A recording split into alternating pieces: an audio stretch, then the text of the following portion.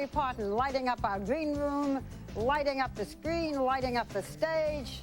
I love Dolly Parton. I remember when I first met Dolly, it was back in 1977, and she was at a rodeo, and we went in her bus and so forth, and I thought then our backgrounds could not be more different, but if we had the time, we would be best friends. That's how easy and how lovable Dolly is. But I don't think in those days she could ever have imagined what lay ahead as a gifted singer and a songwriter, and all with that extraordinary warmth and that personality combined with, shall we say, her striking physical attributes.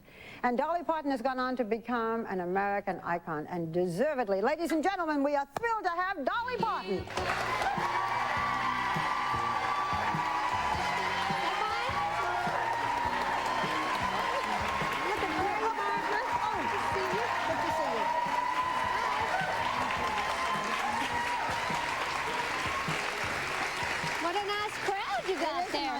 It really is.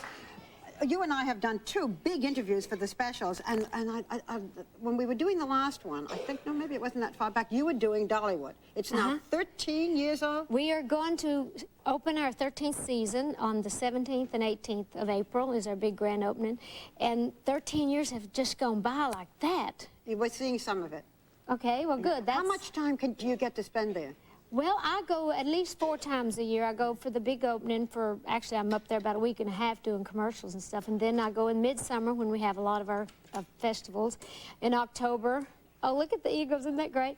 Anyway, I go up in October where we have the fall festival, and then we have our big winter festival. So I'm in and out all through the year. This is important to you. This is it's not just stick my name up there. Oh, no. You really worry about all aspects of it. I'm very involved in it. I have wonderful people, wonderful partners in the Hershens, and I just love working with it. I'm very creative by nature. I love to write and sing, of course, but I have all these ideas. So you never have to work again. You could just sit back and... Well, but you always have to work. What is that saying that someone once said, find something you really love to do and you'll never have to work another day in your life?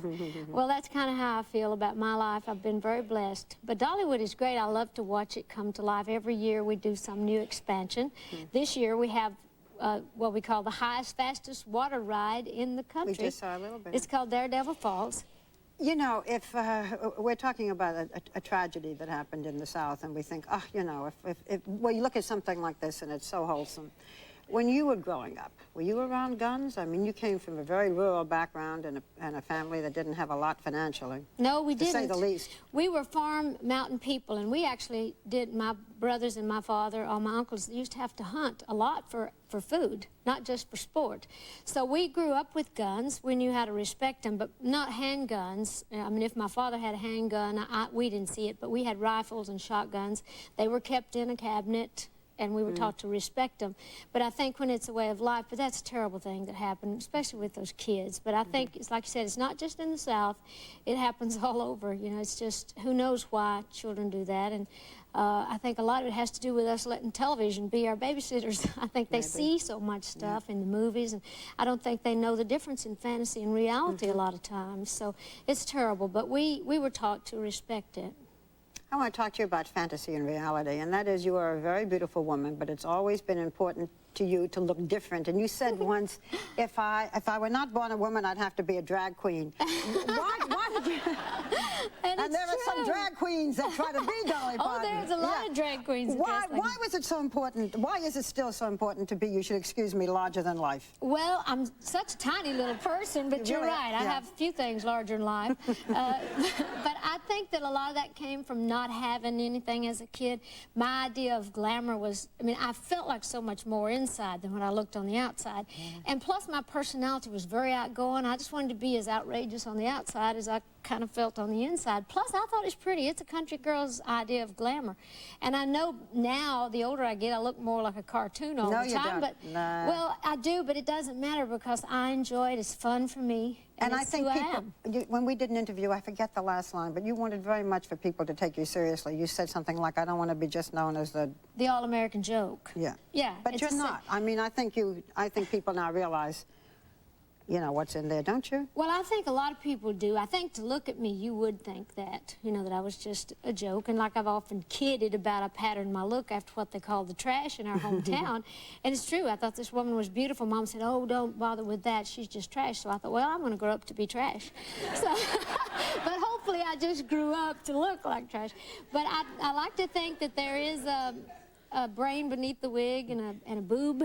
I mean, that was it. And a heart beneath the boobs. That's what you said to me. That's what I was trying to say. Definitely some boobs beneath the boobs. There's a lot of brain and a lot of boobs. We have so much we could talk about, but you know, we've heard a lot recently about fidelity and marriages. And you have got a rare marriage that somehow or other works even when you're apart. You've been married now how long? 32 years. Boy, that's a record from... Yeah. What about fidelity? Well, my husband and I have a great, strong marriage, and I've often said to you, because, you know, you've often asked me about it's more appropriate now than ever before. Yeah, it is. My husband and I are great friends. We have great respect and a great trust for each other, and the older we get, the closer we get. And I'm sure it's his first marriage and mine. I'm sure it'll be the last for either of us. But, of course, I flirt and I have fun. I see people that turn my head, and so does he. But I've never seen anybody, you know, turn it all the way around. Nobody's ever made me want to leave my husband. But I think it's so very important. And the older you get, the more sacred those things become. But being in the business that I'm in, you certainly get hit on a lot. And I've hit on a few. But, but I ain't hit that hard. I ain't hit hard enough to hurt nobody.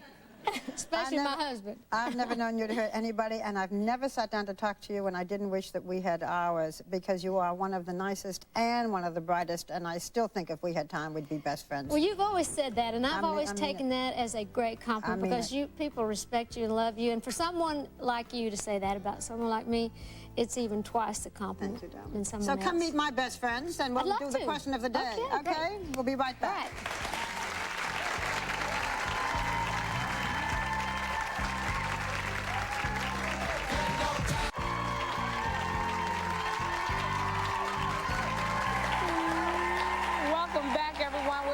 The sensational Dolly Parton, just loving every single minute of it.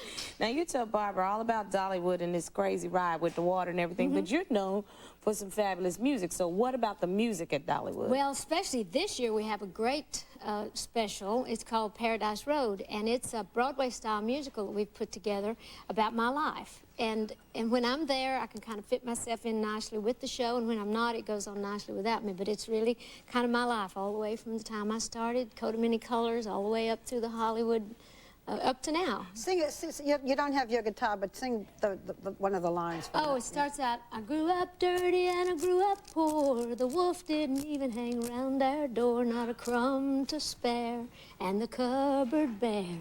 But I had the gift of imagination. I could change my situation anytime I chose. I could always go down Paradise Road. It's all about paradise being a state of mind.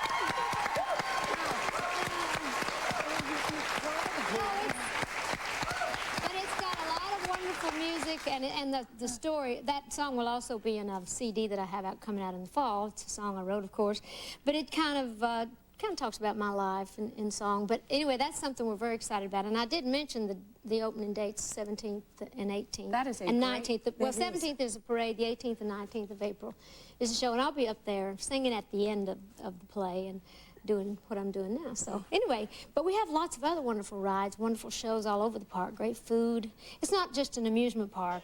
We have an amusement area, but it's really a theme park. Ah. So it's got everything you could want to Well, we thought in honor of Dollywood and, of course, in honor of you, we'd play off on that theme park and ask this question for our question of the day. Oh, okay. What is your favorite theme park memory? Well, it's complicated. You have time? No. Are we going to tell it now? You're going to tell it. Well, actually, when I was a kid, we grew up way back in the mountains, as Barbara had mentioned earlier, and so the county would take all of us little country kids down to the county fair. First time I ever got to go. And so I was so fascinated with all of it, but they had the side shows. They had what they called The Alligator Girl Straight from the Nile. Well, of course, I had to go see that because they had this picture out there and this girl, this wild girl. So I go in, come find out, I had this teenage cousin that was always running away from home with every Fuller Brush man she'd run off. Every Holy Roller preacher that would come around for the revival, she'd be gone. So she'd been gone forever. And everybody thought she'd just left for good. So I go in to see the Alligator Girl Straight from the Nile. I look in this big tank. There's my cousin. So she had run away with the carnival the year before. So anyway, her father, seriously. So I said, Gracie, it's me.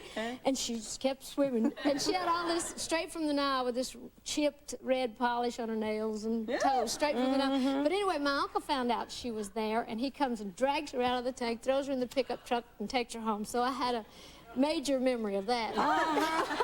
Your Egyptian alligator cousin. I love it. That is so funny. Meredith, what did I know? We can't top that No, one. I'm not even going to try. 1964, I was 10 years old. I remember going to the World's Fair in New York, and I grew up in Rhode Island. I had never been that far, and my whole family went. We dressed in our Sunday best. We got on the bus. They had special buses that went. And I just remember being overwhelmed by that globe that's still there, but it's got a sad quality to it now, but it was magical.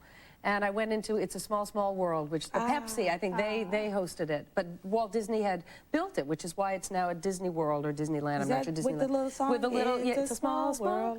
Yeah. I love that. Yeah, and my whole wanderlust, I think, came from that. And the Pieta was there. It was a magical, magical time. I love theme parks still to this day. As soon as we drive in the parking lot, butterflies just immediately are all in my stomach, and I get so excited.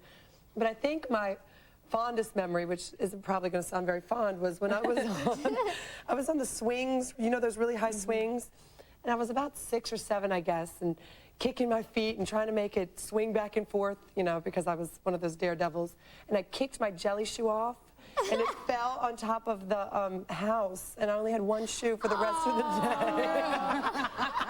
And my brother Ike kept making fun of me the whole day. I was so upset.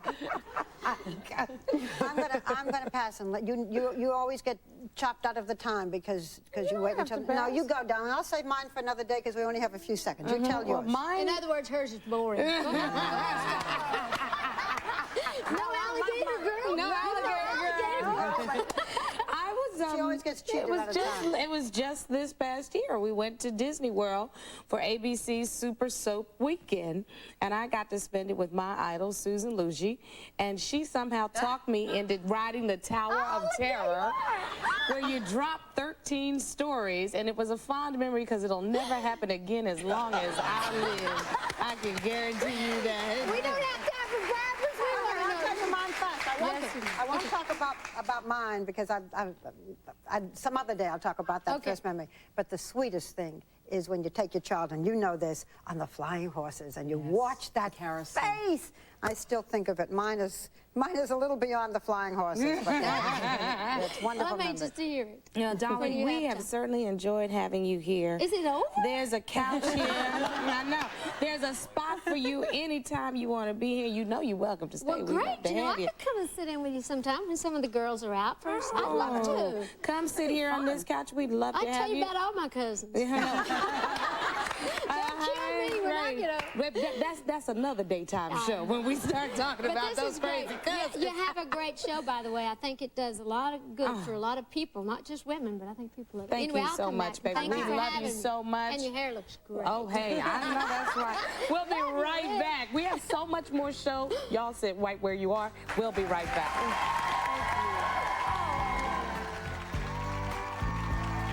Coming up, a fact.